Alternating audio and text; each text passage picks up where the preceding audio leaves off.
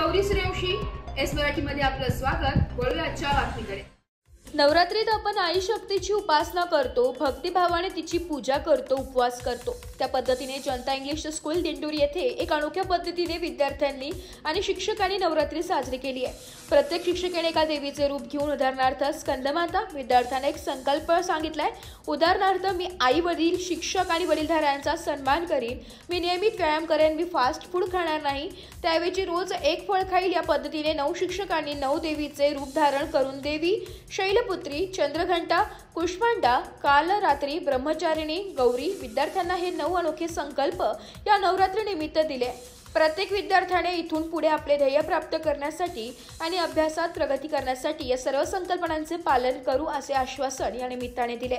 या सर्व कार्यक्रमाचे नियोजन नेहा देशमुख, साधना पेल महाले, क्रांतीदेवी ठाकरे, रुपाली कोयटे, कल्पना ताटे, मीनल शिंदे, हर्षाली सावंत, उज्ज्वला धोंगडे, सारिका दाते, अमृता बच्चव यांनी केले। या उपक्रमाचे विद्यालयाचे प्राचार्य शरद शेजवळ, उपमुख्याध्यापक उत्तम भरसट, पर्यवेक्षक यशवंत दाणी, डी.के. टोपले, आर.एस. शिंदे व सर्व शिक्षक वृंदांनी कौतुक केले।